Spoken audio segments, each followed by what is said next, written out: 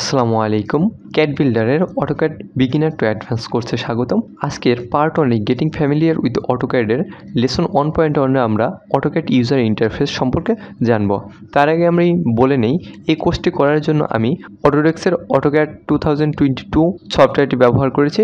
আপনি চাইলে 2013 এর পর রিলিজ হওয়া যে কোনো সফটওয়্যার ব্যবহার করতে পারেন, কোনো সমস্যা নেই।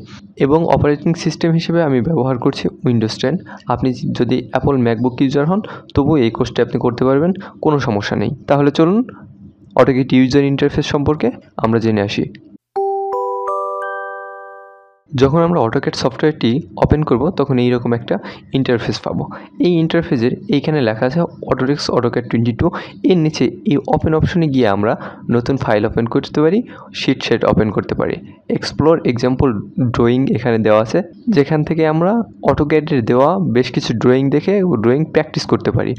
আর তার নিচে আছে নিউ অপশন। নিউ অপশনে এই যে ডিফল্ট টেমপ্লেট হলো AutoCAD.dwt, এটা ডিফল্ট টেমপ্লেট।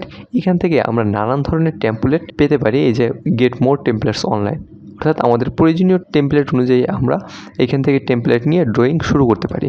আচ্ছা, এরপর এখানে আছে রিসেন্ট অপশন। এই যে রিসেন্ট অপশনটা দেখা যাচ্ছে, এই রিসেন্টে আমরা সম্প্রতি যেসব ফাইল নিয়ে অটোক্যাডে কাজ করেছি সেই সব দেখা যায়। এটাকে আমি দুইভাবে রাখতে পারি, এটা হলো লিস্ট ভিউ এবং এখানে হচ্ছে গ্রিড ভিউ। আচ্ছা, এরপর আমাদের এই যে ড্রয়িংগুলো আমাদের বেশি প্রয়োজন হয় সেগুলোকে আমি চাইলে পিন করে রাখতে পারি। এই যে পিন দিস ডকুমেন্ট, এই পুশ পিন বাটনে গিয়ে আমরা এগুলোকে পিন করে রাখতে পারি। পিন করে রাখলে যেটা হবে, এখন আপনি যত ড্রয়িংই আপনার রিসেন্টে থাকুক না কেন, এই পিন করা ড্রয়িংগুলো সবার উপরে থাকবে। আচ্ছা, এরপর ডান দিকে লক্ষ্য করি, এখানে আছে অ্যানাউন্সমেন্ট। অটোক্যাডে যদি কোনো নতুন নোটিফিকেশন আসে বা আপডেট আসে বা নতুন কিছু আসে, তবে এটা আপনাকে সেখানে দেখাবে। আর তার নিচে দেখা যাচ্ছে যে ওয়েলকাম মাহবুব, অর্থাৎ এখানে আমি A360 ডিগ্রি অ্যাকাউন্টের সাথে কানেক্টেড আছি। এখানে আমার নাম এবং নিচে আমার জিমেল আইডি দেখা যাচ্ছে। আর এই যে উপরে এইখানটাতে হলো অটোডেস্ক অ্যাকাউন্টে যে লগ ইন করেছি সেটা দেখা যাচ্ছে। এখন এই সবশেষে নিচে আছে সেন্ড ফিডব্যাক। আপনার অটোক্যাড সফটওয়্যারটি ব্যবহার করে কেমন লাগছে সেটা এখান থেকে চাইলে আপনি ফিডব্যাক পাঠাতে পারেন। এবং একটা কথা বলে রাখি, এই A360 ডিগ্রি অ্যাকাউন্টে কানেক্ট থাকার জন্য আপনাকে অবশ্যই ইন্টারনেট কানেকশন অন রাখতে হবে। আচ্ছা, এরপর হচ্ছে এখানে অটোডেস্ক ডক অ্যাকাউন্ট আছে, আমি কারেন্টলি ইনস্টল করিনি, আমার ততটা লাগে না। আপনি চাইলে অটোডেস্ক ডক অ্যাকাউন্ট ব্যবহার করতে পারেন, যার ফলে আপনি অনলাইনে গিয়ে কাজ করতে পারবেন। এরপর আছে লার্নিং অপশন। লার্নিং অপশনে গিয়ে আমরা এখানে নানান ধরনের টিপস পেতে পারি অটোক্যাড সম্পর্কে, যা আমাদের অটোক্যাড শিখতে অনেক বেশি সাহায্য করবে। আর এর নিচে আছে হলো ভিডিওস। এই ভিডিওস দেখে আমরা অটোক্যাডের বেসিক জিনিসগুলো এখান থেকে শিখতে পারবো। এখানে অনেক ভিডিও দেওয়া আছে, সো এইগুলো আমাদের শিখতে অনেক বেশি সাহায্য করবে। আর এখানে আদার্স অনলাইন লার্নিং রিসোর্সের সম্পর্কে দেওয়া আছে, এগুলো দেখেও আমরা অটোক্যাডের নানান ধরনের নতুন জিনিস শিখতে পারবো। আচ্ছা, এরপর এই যে বামে নিচ দিকে অনেকগুলো অপশন দেখা যাচ্ছে, যে what is new, online help, community forum. এখানের এক একটাই গিয়ে আপনি আপনার প্রয়োজন মতো কাজ করতে পারবেন। যে অনলাইন হেল্পে গিয়ে আপনি ডিরেক্ট হেল্প পেতে পারেন। আর হোয়াট ইজ নিউ হলো অটোক্যাডে নতুন কি আসছে সেটা সম্পর্কে আপনি এখান থেকে জানতে পারবেন।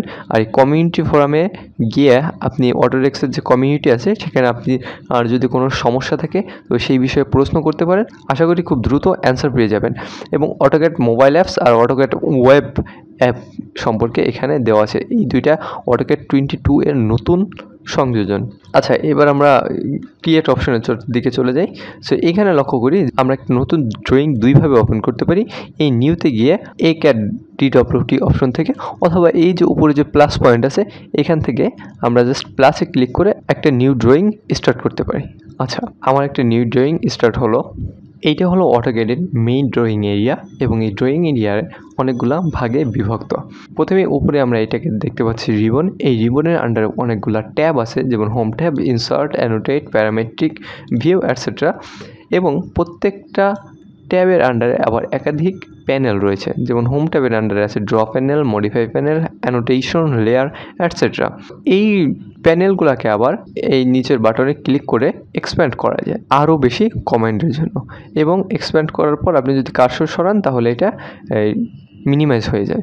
সেজন্য আপনি ড্র প্যানেলে গিয়ে এই যে পুশ পিন বাটন আছে সেটার উপর ক্লিক করে দিন, তাহলে এখন আপনি অন্য জায়গায় চলে গেলেও এটা আর মিনিমাইজ হয়ে যাবে না। একইভাবে এই মডিফাই টুলে গিয়ে আমি পুশ পিন বাটনটা অন করে দিচ্ছি, তাহলে এটাও যাবে না। সো এইরকমভাবে আমরা আমাদের প্রয়োজনের খাতিরে এগুলাকে সেট করে নিতে পারি। আচ্ছা, সো এটা আমি এখন হাইড করে দিচ্ছি। এখন লক্ষ্য করি, এখন যদি আমি আমার ড্র প্যানেলটাকে মুভ করতে চাই, তাহলে ড্র প্যানেলের যে কোনো জায়গায় মাউসটাকে রেখে মাউসের লেফট বাটন ক্লিক করে আমরা এইটাকে নিয়ে আসি এবং এই জায়গায় সেট করে দিই। অর্থাৎ আমার প্রয়োজন মতো যে কোনো জায়গায় আমি এটাকে সেট করতে পারি। সো এইটাকে পূর্বের অবস্থানে নিয়ে যেতে আবার এই যে উপরে যে ছোট্ট একটা বাটন দেখা যাচ্ছে, এই পয়েন্টে ক্লিক করে দিতে হবে, তাহলে এটা তার পূর্বের অবস্থানে চলে যাবে। একইভাবে আমি এই মডিফাই টুলটাকে আমি এখানে নিয়ে আসলাম আমার সুবিধার জন্য। এখন আমি এটাকেও নিতে চাই। সো এইটাকে আমি আবার এইখানে ধরে আগের জায়গায় নিয়ে যেতে পারি। আমার মডিফাই প্যানেলটা আগের জায়গায় চলে আসলো। এখন এইখানে আমার কতগুলো প্যানেল শো করবে সেটা হলো আমার মনিটরের রেজুলেশনের উপর ডিপেন্ড করে। সো মনিটর যদি বড় হয় একসাথে বেশি প্যানেল শো করবে, আর মনিটর ছোট হলে কম প্যানেল শো করবে। সো সেই জন্য আমরা এই জায়গাটাতে এসে মাউসের রাইট বাটন ক্লিক করলে এখানে দেখা যাবে show panel option. So show প্যানেলে এসে আমি আমার প্রয়োজন মতো প্যানেল এখানে রাখতে পারি। যেমন আমি ধরুন যে ড্র প্যানেলটাকে হাইড করে দিব। আচ্ছা, এখন আর ড্র প্যানেলটাকে দেখা যাচ্ছে না। সো এখানে গিয়ে আবার আমি প্যানেলসে গিয়ে ড্র প্যানেলটা সিলেক্ট করে দিই, তাহলে ড্র প্যানেলটা আবার চলে আসলো। একইভাবে ধরুন যে আমি এই প্যানেলে গিয়ে প্রপার্টিস প্যানেলটাকে ফেরত আনতে চাই। সো প্রপার্টিসে ক্লিক করে দিলাম এবং এই যে প্রপার্টিস প্যানেলটা চলে আসলো। সো এইদিকে গিয়ে আবার আমি ক্লিক করে শো প্যানেলসে গিয়ে প্রপার্টিসটাকে আমি হাইড করে দিচ্ছি। আচ্ছা, তাহলে হাইড হয়ে গেল। একইভাবে যদি আমি চাই তাহলে যে কোনো ট্যাবস আমরা শো বা হাইড করতে পারি। যেমন ধরুন আমি 3D টুল এটাকে শো করব। সো এইখানটাতে 3D টুলটা চলে আসছে। এই যে 3D টুল ট্যাবটা ওপেন হয়েছে। সো আবার যাই ট্যাবে এবং ট্যাবে গিয়ে ধরা গেল যে আমি ভিজুয়ালাইজ ট্যাবটা অন করতে চাই। সো এই যে এখানটাতে ভিজুয়ালাইজটা চলে আসলো। সো আপাতত আমার 3D এবং ভিজুয়ালাইজ দরকার নেই। সো এই দুইটাকে আমি হাইড করে দিচ্ছি। এখানে গিয়ে আমি ভিজুয়ালাইজটাকেও হাইড করে দিচ্ছি। আচ্ছা, এরপর আমরা নিচে আসি এবং আমরা দেখি যে টাইপে কমান্ড লেখা একটা বক্স আছে। অর্থাৎ এইখানটাতেই হলো কমান্ড টাইপ করে, এটাকে কমান্ড প্রমোট এরিয়া বলা হয়। এবং এইটাকে যদি আমরা এক্সপ্যান্ড করি তাহলে আমরা দেখতে পাবো আমরা যত কমান্ড এখানে দিয়েছি সেগুলোর একটা রেকর্ড এইখানটাতে থাকে। আচ্ছা, এটাকে আমরা মিনিমাইজ করে ছোট করে দেই এবং আমি যদি চাই এই কমান্ড প্রমোট বারটাকে অফ রাখতে, তাহলে এই ক্লোজ বারে ক্লিক করব এবং এখানে ইয়েস দিয়ে দেব। ঠিক আছে, তাহলে এটা চলে গেছে এবং এইটাকে আমরা ফেরত আনার জন্য সহজে কন্ট্রোল চেপে ধরে রেখে 9 চাপবো, তাহলে এটা আবার ফেরত চলে আসবে। এখন আমরা চাইলে এই ড্রয়িং এরিয়া থেকে নানান ধরনের জিনিসপত্র হাইড করতে পারি। যেমন এই যে নিচে দেখা যাচ্ছে লেআউট এবং এখানে দেখা যাচ্ছে ফাইল, তারপরে এই ডান পাশের নেভিগেশন বার এবং এটা হলো ভিউ বক্স। সো আমরা এই ভিউতে গিয়ে যদি লক্ষ্য করি যে এই যে ফাইল ট্যাবস আছে, সো ফাইল ট্যাবসটা যদি আমরা অফ করে দিই তাহলে এখানকার অপশন দুটো চলে গেছে। একই সাথে লেআউট ট্যাবস অফ করে দিলাম, এই নিচের লেআউটটা দেখা যাচ্ছে না। সেই দুইটাকে আমি ব্যাক করি এবং একইভাবে চাইলে আমি এই যে নেভিগেশন বারটা আছে সেটাকে অফ করে দিলাম, ভিউ কিউবও অফ করে দিলাম এবং এই যে ইউসিএস আইকন আছে সেটার উপর ক্লিক করে দিলে ইউসিএস আইকনও ভ্যানিশ হয়ে যাবে। আচ্ছা, সো এইভাবে আমরা আমাদের প্রয়োজন মতো স্ক্রিনটাকে ক্লিন রাখতে পারি। আচ্ছা, তাহলে আমি এই জিনিসগুলো খুব দরকার হয়। সো ভিউ কিউব এবং ন্যাভিগেশন বার এই তিনটাকে আমি ফেরত আনলাম এবং আমার ফাইলস আর ট্যাবস এগুলাও ফেরত এনেছি। এবার আমরা বাম দিকের একেবারে উপরে কিছু কুইক অ্যাক্সেস টুলবার দেখব, যেখান থেকে একটা নতুন ফাইল ওপেন করা যায়। এই যে সেভ অ্যাস এবং এছাড়া প্রিন্ট আছে, আনডু, রিডু করার অপশনগুলো আছে। আরও কিছু অপশন আছে, সেটা যদি আমরা অন করে দিতে চাই তাহলে এই যে ছোটো বাটনটা আছে এটার উপর ক্লিক করে দিব এবং এখানে আমরা আমাদের প্রয়োজন মতো কুইক অ্যাক্সেস টুল অ্যাড করে নিতে পারো। ধরুন আমরা ওয়ার্ক স্পেস অ্যাড করতে চাচ্ছি, তাহলে এটার উপর ক্লিক করে দেই এবং এখানে আমার চলে আসছে ওয়ার্ক স্পেস। আর ওয়ার্ক স্পেসে আমার এখন সিলেক্ট করা আছে drafting and annotation. Drafting and annotation হলো AutoCAD 2D এর ওয়ার্ক স্পেস। আচ্ছা, এরপর আমি চাইলে একটা লেয়ার অপশন অ্যাড করতে পারি এবং এখানে দেখা যাচ্ছে এবং আমাদের প্রয়োজন মতো আমি আরও যা যা দরকার সেগুলো চাইলে এখান থেকে অ্যাড করে নিতে পারি। এইবার আমরা এই যে উপরে অ্যাপ্লিকেশন বাটন আছে সেটার উপর ক্লিক করে দিই এবং তাহলে আমরা এই অপশনগুলো দেখতে পাবো, যেখান থেকে আমরা একটা ফাইল ক্রিয়েট করতে পারবো, সেভ অ্যাজ, অর্থাৎ আমরা মাইক্রোসফট পাওয়ার পয়েন্ট বা ওয়ার্ডে যেসব কাজগুলো করেছি এইগুলো অনেকটা সেটার মতোই, ঠিক আছে। আচ্ছা, এর উপরে আছে যে সার্চ কমান্ড নামে একটা অপশন আছে।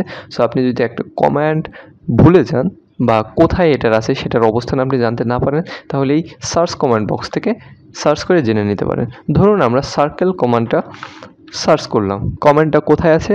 সার্চ আছে হলো ribbon tab, home, draw and cycle লেআউটের মধ্যে। তাহলে আমরা হোমে চলে আসলাম, তারপর এই যে ড্র ট্যাব এবং ড্র ট্যাবের এইখানটাতে সার্কেল অবস্থান করছে। এছাড়াও আমরা চাইলে যে কোনো সমস্যার জন্য take a type or face এই অপশনটাতে ক্লিক করে আমরা অটোক্যাড সংক্রান্ত যে কোনো সমস্যার সমাধান পেতে পারি।